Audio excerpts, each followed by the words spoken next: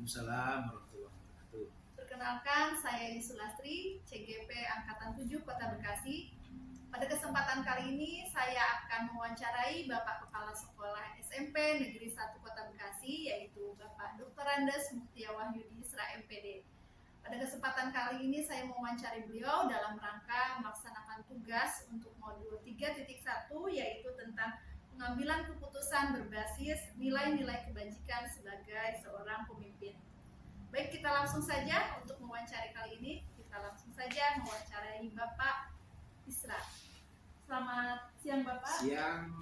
Assalamualaikum warahmatullahi Waalaikumsalam. wabarakatuh. Waalaikumsalam. Bagaimana Bapak? Kabarnya baik? Alhamdulillah, ya baik. Alhamdulillah. Terima kasih Bapak atas kesempatan yang diberikan kepada saya untuk mewawancarai Bapak dalam rangka melaksanakan tugas saya sebagai calon guru penggerak untuk menyelesaikan tugas modul 3.1. Ya, mungkin Bapak langsung saja saya ke pertanyaan ya Bapak ya, terkait dengan yang pengambilan keputusan yang berbasis nilai-nilai kebajikan. Selama ini bagaimana Bapak dalam mengidentifikasi kasus-kasus yang ada di sekolah yang merupakan dilema etika ataupun tentang bujukan moral? Ya. Terima kasih Bu Is ya.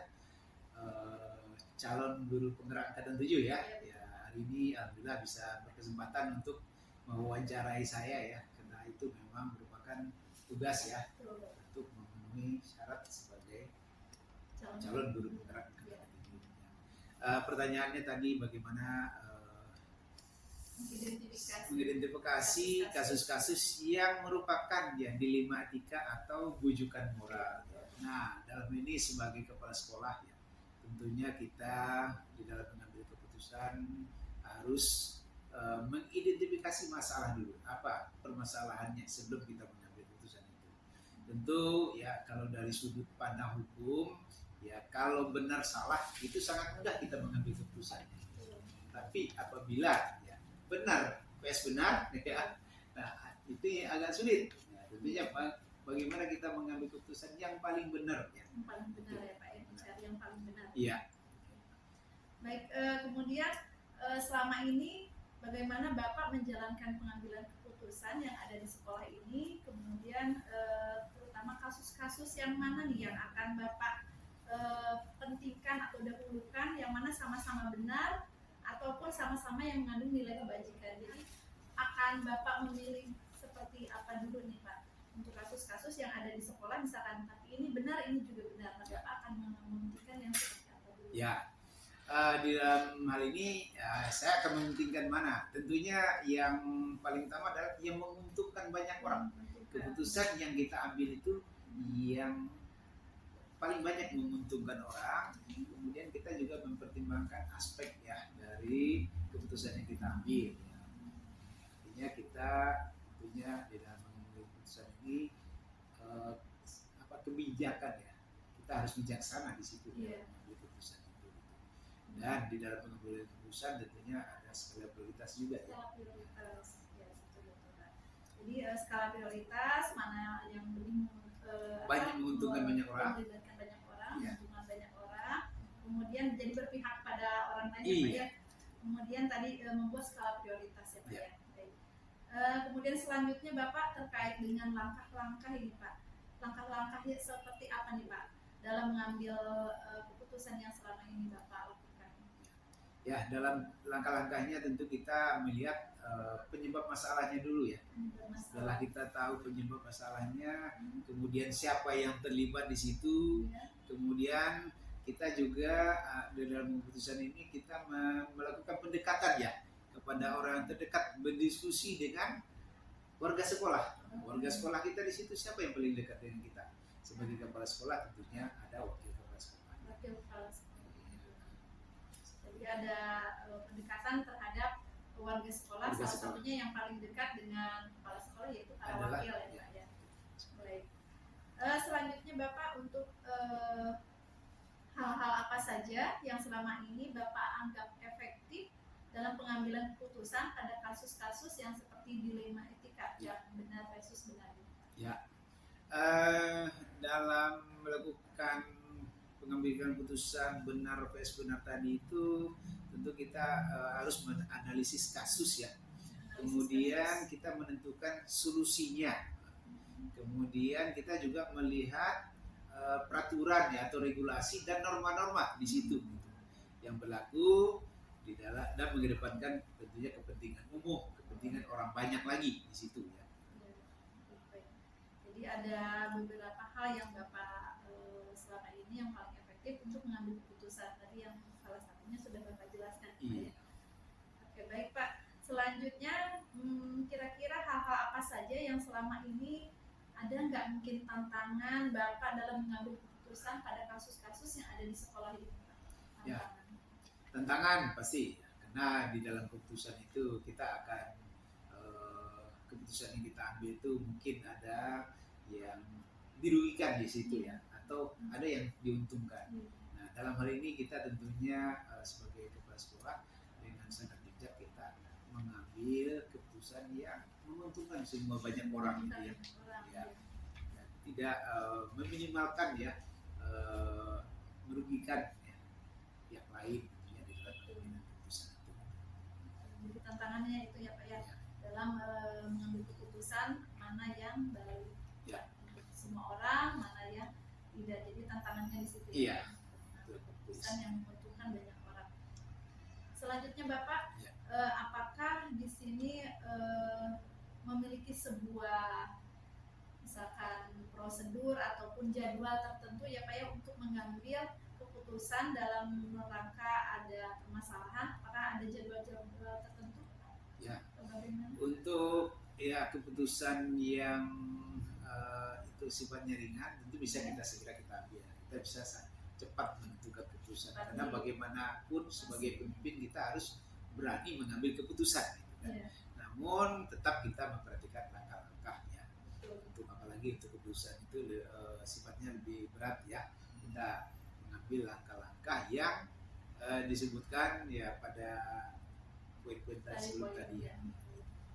Kalau yang untuk yang kasus-kasusnya berat bagaimana tadi langkah-langkah ya Pak ya? Ya.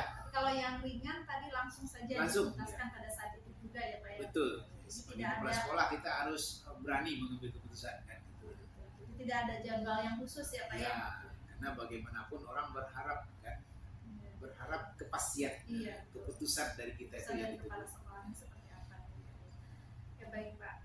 Selanjutnya ada nggak Pak dalam pengambilan keputusan ini seseorang atau faktor-faktor yang selama ini bisa membantu atau mempermudah Bapak dalam pengambilan keputusan?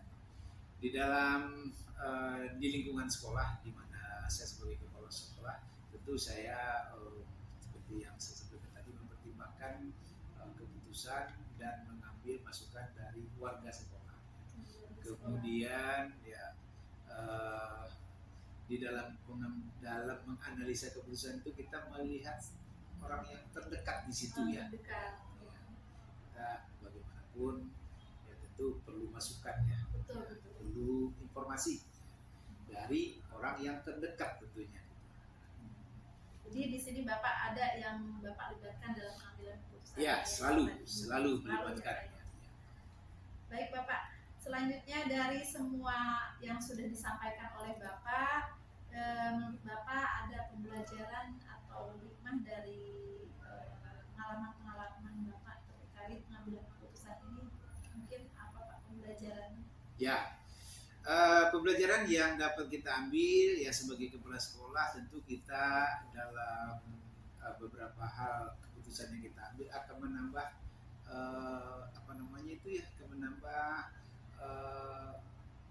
kebijakan di dalam mengambil keputusan.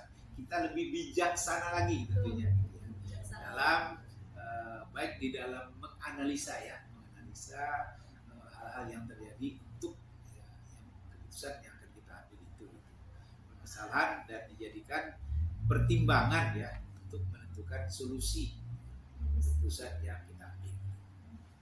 Jadi ada ini ya Pak ya, pengetahuan lebih bijaksana lagi dalam mengambil keputusan. Betul. Dari pembelajaran dari kasus-kasus yang sudah terjadi di sekolah ini.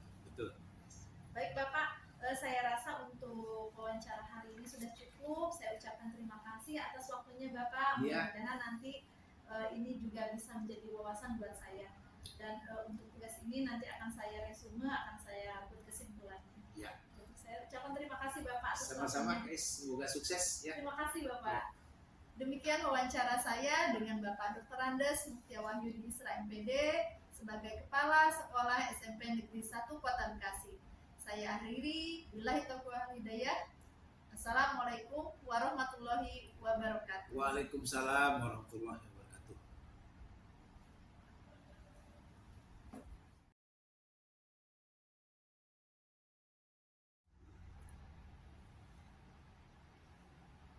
Assalamualaikum warahmatullahi wabarakatuh. Waalaikumsalam.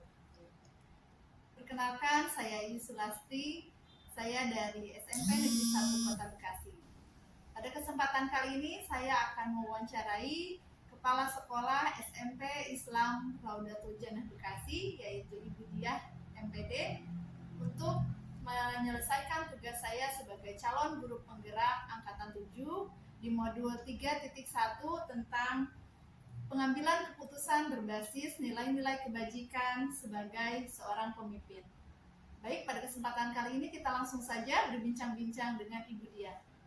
Assalamualaikum Ibu Diah. Waalaikumsalam warahmatullahi wabarakatuh. Apa kabar Ibu? Alhamdulillah baik. Alhamdulillah.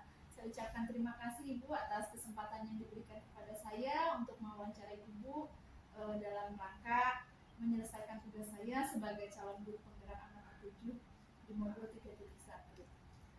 Langsung saja mungkin Ibu ya.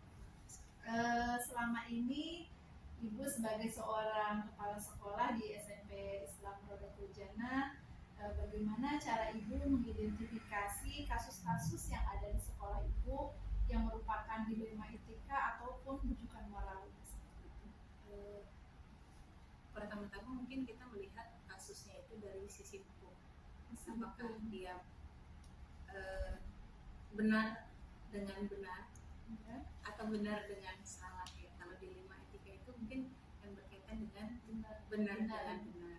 Tapi kalau berkaitan dengan moral mungkin itu antara pilihan antara benar dengan salah. Itu masuk ke rujukan moral ya, Rujukan ya. moral. Kalau yang benar dengan salah itu rujukan moral, kalau yang benar dengan benar itu dilema etika ya. Baik, selama ini apakah di sekolah Ibu itu dalam menjalankan keputusan yang Ibu ambil, terutama untuk kasus-kasus yang dimana ada kepentingan di sana ya Bu ya, ada kepentingannya ini sama-sama benar loh gitu, atau sama-sama yang mengandung nilai kebajikan. Nah, bagaimana Ibu dalam menjalankan pengambilan keputusan tersebut yang mana sama-sama benar gitu dua-duanya? Dilakukan pertama mungkin dilakukan identifikasi permasalahan. Identifikasi masalahnya. Iya, dengan identifikasi permasalahan dari berbagai sudut pandang sehingga nanti kita bisa menilai mana yang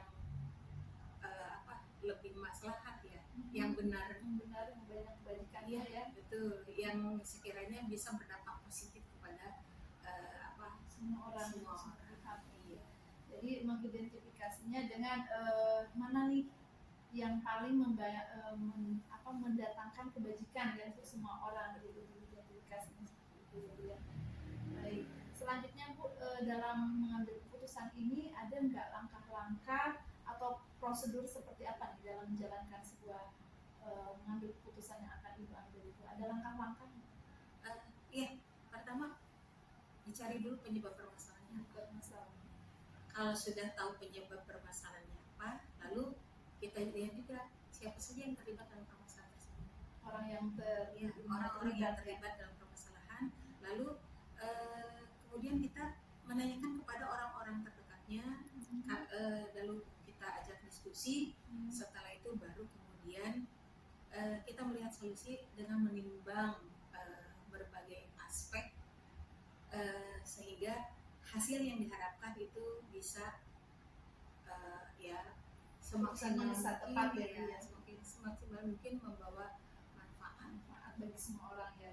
Jadi langkah-langkahnya tadi mengidentifikasi penyebab masalahnya, kemudian di situ kita cari siapa saja yang terlibat dalam permasalahan ini, kemudian menanyakan kepada orang-orang yang terdekat gitu ya, untuk mencari solusi terbaik yang bermanfaat bagi semua orang begitu ya Bu ya. Bagus sekali ya langkah-langkahnya. Kemudian dalam mengidentifikasi kasus seperti ini, dua hal-hal yang selama ini Ibu anggap paling efektif nih dalam mengambil keputusan pada kasus-kasus yang terjadi di sekolah Ibu? Dilakukan ini mungkin ya analisis dulu, analisis kasus. Setelah kasusnya dianalisis, baru kita bisa menentukan solusi sesuai norma yang berlaku. Jangan sampai keputusan kita berharap kebaikan tapi ternyata ada norma yang dilanggar. Itu mungkin hal itu yang dipertimbangkan. Jadi ada pertama setelah menganalisis kasus, kemudian di sana mempertimbangkan solusinya dengan cara tadi ya Bu ya, aturan-aturan yang ada di sekolah tersebut. Jadi ada norma-normanya seperti apa nih, jadi dipertimbangkan lagi. Jadi dasar pertimbangan ya dalam menganggap kasus ini yang paling efektif.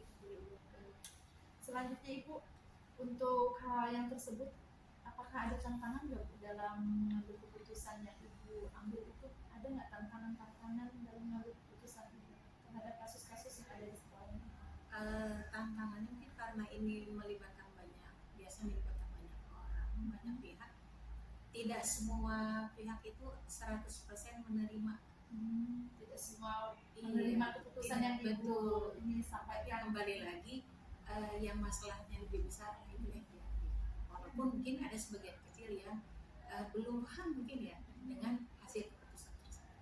Nah, jadi di sana Ibu di sini itu jadi tantangannya itu karena melibatkan banyak orang, pastilah tidak semua bisa memuaskan keputusan Ibu, itu tidak bisa memuaskan semua pihak ya Ibu ya.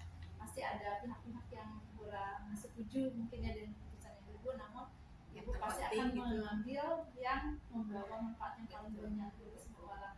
Bagus sekali ya Bu ya. Kemudian selanjutnya Bu, apakah ada sebuah prosedur atau misalkan jadwal tertentu untuk mengambil keputusan yang Ibu akan sampaikan?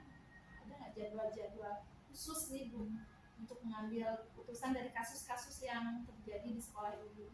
Kalau kasus-kasus ringan sih biasa langsung saja ditangani. Tapi kalau sekiranya kasusnya besar dan melibatkan banyak pihak, tentunya kita jadwalkan di waktu yang tepat dengan melibatkan stakeholder yang terkait. Gitu. Jadi kalau yang ringan kita langsung saja tangani pada saat itu juga. Tapi kalau yang kasusnya berat itu Ibu membutuhkan solusi dari rekan-rekan yang lain, dari stakeholder yang lain, kemudian memberikan waktu ya Bu ya untuk memberikan solusi yang terbaik.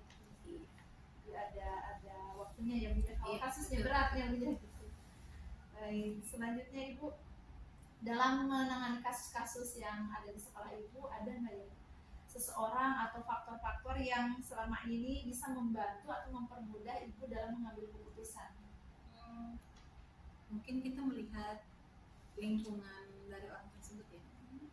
Orang terdekatnya siapa? Kalau kita sudah tahu orang terdekatnya ini, kita ajak diskusi untuk mendapatkan solusi terbaik. Jadi ada yang dilibatkan berarti ya Bu ya, dalam hal ini ada yang dilibatkan. Jadi orang-orang terdekat dalam kasus ini siapa nih, yang kasus A misalnya yang terdekatnya itu si B, jadi dilibatkan dia gitu. Jadi ada ya Bu ya. Iya. Baik. Jadi sangat bagus ya Bu ya untuk mencari solusinya. Kemudian Ibu, dari sekian apa yang tadi sudah disampaikan oleh Ibu, mungkin ada nggak Bu hikmah atau pengalaman yang Ibu ambil dalam mengambil keputusan? Hikmahnya apa dalam mengambil keputusan yang ada pada kasus-kasus yang ada di sekolah Ibu? Ya, hikmahnya mungkin kita sebagai kepala sekolah harus lebih bijaksana, dan solutif ya, bisa memberikan solusi yang terbaik yang membawa kebaikan yang lebih besar gitu untuk banyak pihak. Ke situ sih yang utamanya ya. Jadi lebih bijaksana lagi dalam menghadapi kasus-kasus yang ada, kemudian kasus-kasus yang akan terjadi menjadi lebih bijaksana lagi untuk mengambil keputusan dan terbiasa menganalisis kasus juga. Semakin banyak masalah, semakin kita terbiasa menganalisis kasus, dan mengambil keputusan yang insya Allah terbaik. Bijaksana ya Bu ya. Bagus sekali ya Ibu ya, apa yang tadi sudah disampaikan oleh Ibu, mudah-mudahan ini juga menjadi pembelajaran buat saya dan kita semua ya Ibu. rasa untuk wawancara hari ini mungkin sudah cukup ya Ibu ya. Saya ucapkan terima kasih Ibu atas kesempatan yang diberikan kepada saya. Insya Allah ini bermanfaat sekali buat saya dan semuanya Ibu. Sampai berjumpa lagi Ibu dalam kesempatan yang lain. Mudah-mudahan Ibu dalam keadaan sehat walafiat. Amin. Terima kasih Ibu. Demikian wawancara saya dengan Ibu Dia sebagai Kepala Sekolah SMP Islam Raudatul Jannah Bekasi. Saya tutup. Billahi taufiq wal hidayah. Assalamualaikum warahmatullahi wabarakatuh. Waalaikumsalam.